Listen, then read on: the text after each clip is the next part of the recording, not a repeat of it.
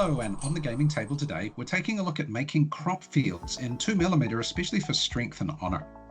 Recently, I did a game of Strength and Honor, and I was just using some little pieces of felt here as crop fields. And recently I've been thinking I can up my terrain game here.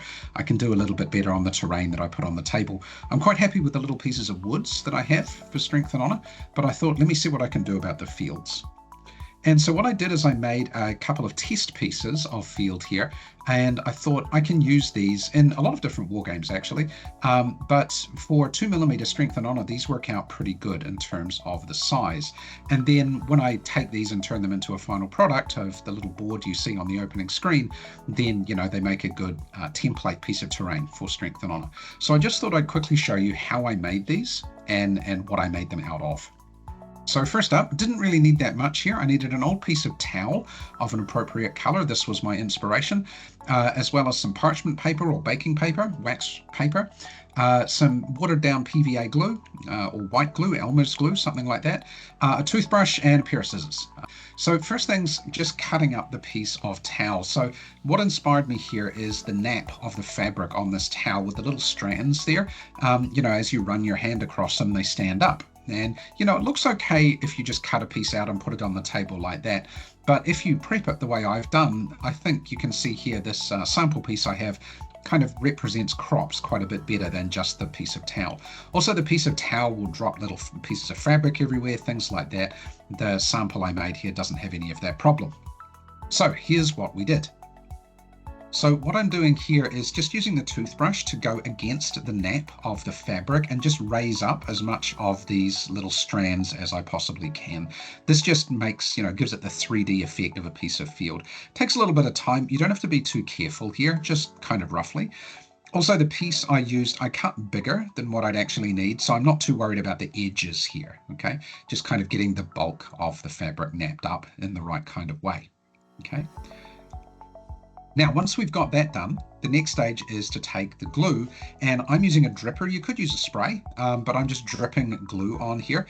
I went a little bit quick here, and so what was happening sometimes is the little strands of fabric are falling back down under the weight of the glue here. I did try with full strength PVA. It gets too kind of gloggy and cluggy, and it just mats up too much when you put on full strength PVA. So here I'm using kind of a 50-50 mix. Okay, now once you've done this, it still kind of lays down a bit. It's not fully standing up. And so what you want to do is just go back with the toothbrush again and just touch up little places where you think you can make it stand up a little bit better. Okay, and so once that's done, you get a piece that's starting to look like kind of a field here. And here's a close-up of what it looks like after one treatment with the white glue and just the toothbrush here, okay? Now what I would do is I would leave this to dry for 6 to 8 hours until it gets a little bit stiffer, and then I would actually do it again. Now you don't really have to use the toothbrush so much the second time. It's really just about adding more glue. And you want to kind of do this 2, maybe 3 times, 2 might be enough, until the piece of toweling, the cloth, goes about the stiffness of a stiff piece of cardboard. And at that stage, the little strands will be standing up. And even when you push on them with your hand, they won't flex down. They're pretty stiff, to the point where if you painted it up, you could easily dry brush this. So at that stage, I could actually just use that piece as just a piece of scatter terrain on the table, but I thought I'd put a little kind of diorama field here together, and I was inspired here by the Two Fat Lardies. I'll put their video in the description below and a way that they did this for Strength and Honor. So I thought I'd do something similar. So I just use a piece of plasticard here. I put on some putty onto this, some filler, a little bit of sand, and in the corner there I just used a piece of foamcore to make a rough kind of building shape. And then I stuck on my field, added a little bit of clump foliage and some flocking here, painted up the little building a little bit, and there we go. There's my little farm that I can put on the table for Strength and Honor.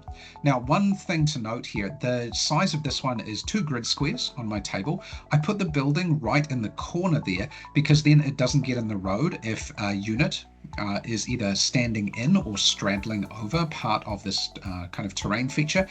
The building's not going to get in the way. I didn't want to put the building in the middle of the terrain feature here. So that's how I put together these little crop fields in 2mm for Strength and Honor. I hope you found that a little bit interesting. Thanks for watching, and we'll see you again real soon.